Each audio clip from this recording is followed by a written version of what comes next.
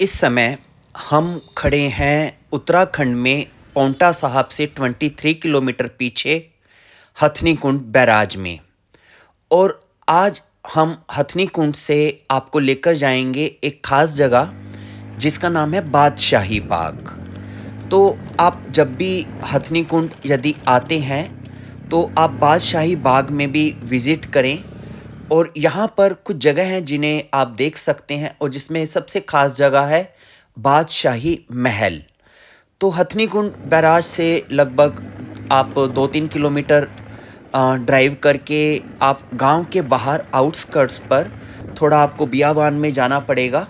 तो वहीं पर एक खुली जगह पर मुग़ल बादशाह शाहजहाँ का महल, जो कि सैकड़ों साल पुराना है, वो आज भी यहाँ पर उसके खंडहर देखने को मिलते हैं। तो आपको लेकर चलते हैं सबसे पहले बादशाही महल। और ये लीजिए, ये हमारी नज़रों के सामने इस समय मौजूद है। किसी टाइम पर ये बहुत ही एक सुंदर स्थान था और बादशाह शाहजहाँ ने केवल ताजमहल ही नहीं बनवाया था, अपितु उन्होंने बहुत सी अपनी शिकार गाह या कहीं आराम गाह भी बनाई थी, जहाँ पर जब भी वो शिकार के लिए जाते थे तो रात को विश्राम के लिए, रेस्ट के लिए, चिल करने के लिए और रिलैक्सेशन के लिए ऐसी जगहों पर वो रुका करते थे। तो उन्हीं में से एक जगह है ये बादशाही महल, जिसे शिकार गाह भी बोलते हैं।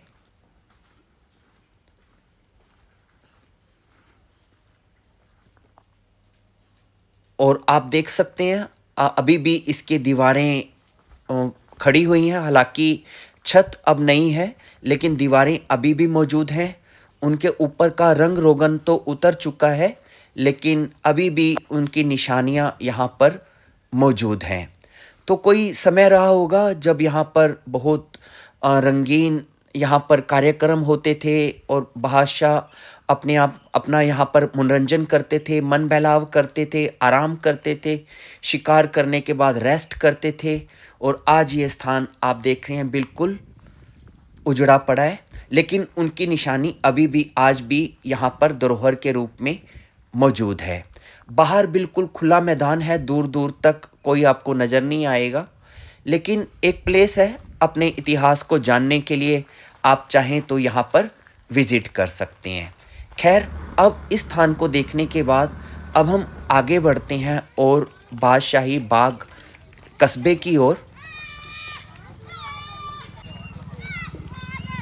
आज 25 अप्रैल है, तो थोड़ा गर्मियाँ शुरू हो चुकी हैं, इसलिए काफ़ी जो है चहल पहल वो कम है सड़कों पर। लेकिन जो गांव के बच्चे हैं वो अपनी गर्मी को दूर करने के लिए नदी के पानी में अटखेलियाँ करते हुए उसका आनंद लेते हुए।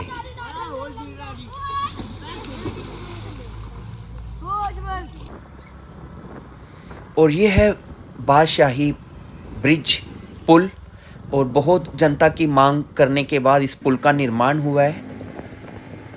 तो इस पुल को जब आप क्रॉस करेंगे तो यहाँ से पीछे की ओर यूपी चला जाता है, आगे की ओर उत्तराखंड की ओर आप बढ़ना शुरू हो जाते हैं।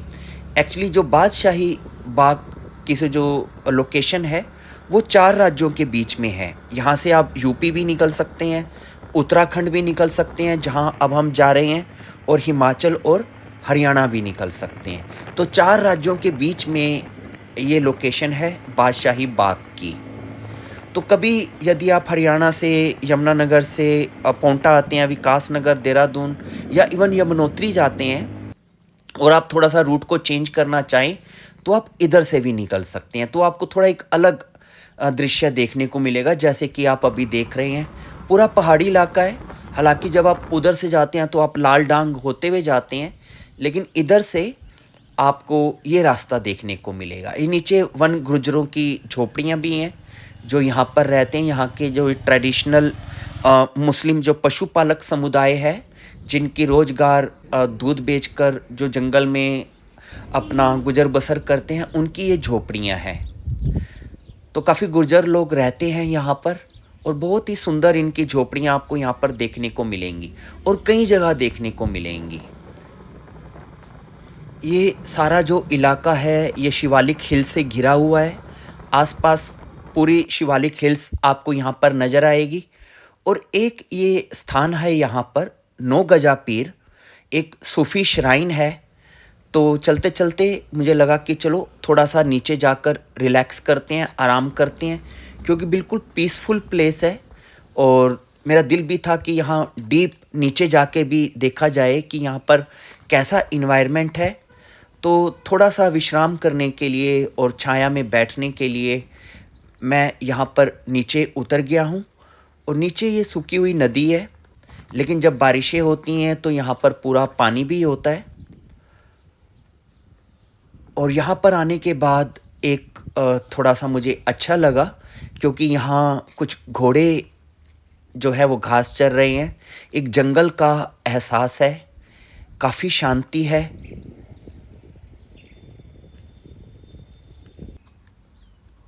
और ये यहाँ पर एक पीर है, नौ गजा पीर। यहाँ के जो स्थानीय समुदाय है उनकी यहाँ पर काफ़ी श्रद्धा है और वो आते हैं यहाँ पर अपनी मनोकामनाओं को पूर्ण करने के लिए। तो कुछ देर यहाँ पर समय बिताने के बाद, नीचे तराई में बैठने के बाद, शांति को अनुभव करने के बाद मैं फिर अपनी यात्रा शुरू करता हूँ आगे की ओर। फ़िलहाल अभी तक हम सहारनपुर यानी कि उत्तर प्रदेश के सहारनपुर रेंज में ट्रैवल कर रहे थे, लेकिन अब यहाँ से यूपी की सीमा ख़त्म हो जाएगी उत्तर प्रदेश की और उत्तराखंड की शुरू हो जाएगी। और जैसे ही उत्तराखंड की सीमा शुरू होगी तो यहाँ से वन क्षेत्र भी शुरू हो जाता है। तो यहाँ से अब डीप फॉरेस्ट आपको देखने को मिलेगा, राजाजी नेशनल पार्क। तो बिल्कुल व्यू चेंज हो जाएगा। अभी तक जो ज़्यादा थी वो हिल्स थी, लेकिन अब इस आधे रास्ते में आपको पूरा जंगल देखने को मिलेगा। लेकिन इस रोड की ये ख़ासियत है कि आपको यहाँ पर रोड की कंडीशन काफ़ी अच्छी देखने को मिलेगी। आपको आनंद आएगा यहाँ पर ड्राइव करके, कोई किसी प्रकार की आपको दिक्कत नहीं होगी। और दूसरा, जब आप इतने घने वनों से निकलेंगे, हालांकि पीछे थोड़ा-सा गर्मी लग रही थी, लेकिन यहाँ आपको थोड़ा ठंडक का भी एहसास होगा। और बीच में यहाँ पर ये कुछ ऐतिहासिक इमारतें आपको 1-2 जगह और देखने को मिलेंगी और लगभग 14 किलोमीटर यहाँ से विकासनगर आपका रह जाता है। तो बहुत सुंदर ये पूरा एरिया है। अगर आप चाहते हैं कि आप बिल्कुल शांति के साथ और प्रकृति का आनंद लेते हुए यदि आप ट्रैवल करना चाहते हैं, तो आप एक बार इस रूट को भी एंजॉय करें। और देखिए पत्ते कैसे, सूखे पत्ते ऊपर से नीचे गिर रहे हैं।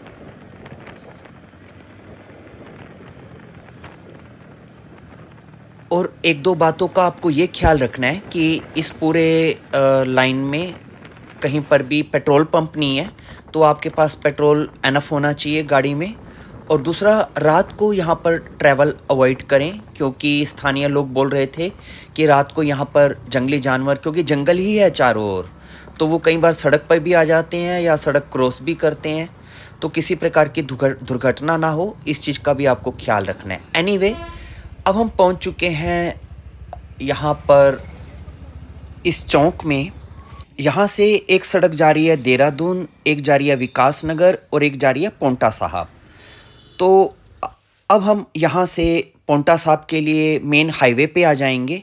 तो जो हिडन रास्ता था, जो स्पेशली आपको दिखाना था, वो यहाँ पे कंप्लीट हो जाता है और यहाँ पर आकर आप मेन हाईवे में कनेक्ट हो जाते हैं। तो ये एक जोन तो कंप्लीट हुआ इस वीडियो का, बादशाही बाग। अब हम आपको एक और जगह लेकर चलते हैं जो कि पोंटा साहब में ही है, और वो भी एक हिडन प्लेस है एक गांव के अंदर जिसका नाम है पातलियो। और वहाँ पर एक बहुत खूबसूरत मंदिर भी है।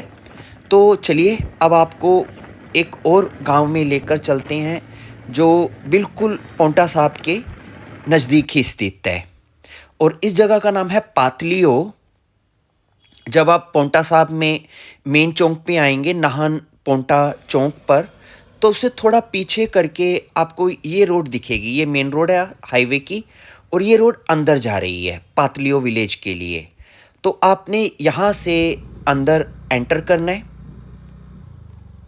और जब आप अंदर जैसे ही एंटर करेंगे, सबसे पहले ये पुलिया आएगी, और पुलिया के बाद फिर आप अंदर फॉरेस्ट में एंटर करना शुरू हो जाएंगे। देखिए फिर से गुर्जर लोगों की झोपड़ी, हट्स, और ये जंगल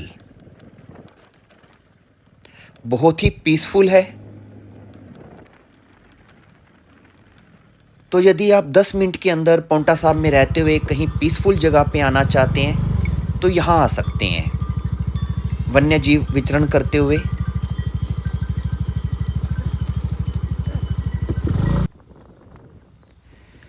और कभी आपका दिल हो कि आप फैमिली के साथ छोटी मोटी पिकनिक करना चाहते हैं, और या कुछ 2-3 घंटे आप रिलैक्स करना चाहते हैं, तो आप यहाँ पर इस जंगल में भी आ सकते हैं। और चाहे तो यहाँ का जो अभी हम जहाँ मेन जगह जा रहे हैं जिस मंदिर में, उस मंदिर में भी भगवान शिव के दर्शनों के लिए आ सकते हैं। ये देखिए यहाँ का सन्नाटा फील करिए।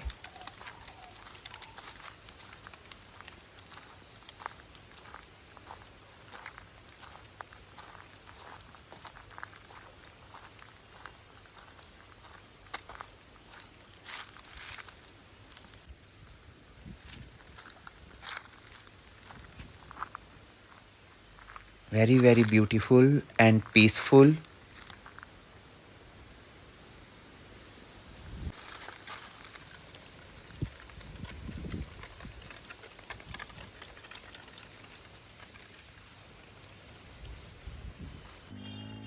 तो देखा आपने कितनी शांति है यहाँ पर। तो आप यदि चाहें इस प्रकार की ट्रेल में पैदल वॉक भी कर सकते हैं, लेकिन सावधान भी रहना है क्योंकि यहाँ जंगली हाथी भी आ जाते हैं, तो उस चीज़ का ख्याल रखते हुए। तो आप कहीं भी बीच में रुक कर ठहर कर यहाँ की शांति को अनुभव कर सकते हैं। छोटा सा ये गांव है, हालांकि गांव थोड़ा साइड में पड़ जाता है, लेकिन उसके आसपास की जो यह इलाका है ये बिल्कुल शांत है। और यही रोड आपको लेकर जाएगा भगवान शिव के मंदिर की ओर, जिसकी भी काफ़ी मान्यता है यहाँ के स्थानीय लोगों में, और कई लोग तो बहुत दूर दूर से आते हैं। और ये वो मंदिर है, श्री पातालेश्वर महादेव मंदिर।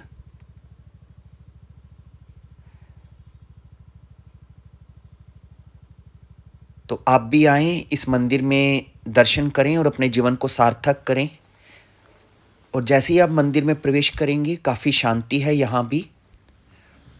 और बाबा बालकनाथ जी की पहले आपको यहाँ पर दर्शन होंगे, फिर उसके बाद देवी माँ के। नीचे भगवान शिव का भी मंदिर है। काफ़ी सुंदर ढंग से इसको बनाया गया है, और इसके लिए दर्शन के लिए आपको ऊपर पहाड़ की चोटी पर चलना होता है। तो पहले आप बाबा गोरखनाथ जी के दर्शन करते हैं, ये उनका धूना, उनका मंदिर। फिर उसके बाद आप महागौरी मंदिर की ओर आगे बढ़ते हैं। काफ़ी प्राकृतिक वातावरण है, शांति है। सिर्फ आपके पैरों से जो सूखे पत्तों की आवाज़ है, सिर्फ वही आपको आएगी। और कुछ देर का ट्रैक करके आप ऊपर मंदिर में चोटी पे पहुंच जाएंगे।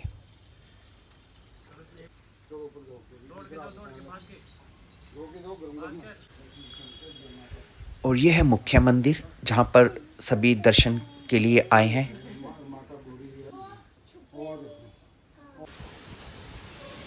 और मंदिर के बिल्कुल सामने ये यहाँ से आपको पूरा पोंटा साहिब का व्यू नज़र आएगा, दूर तक का।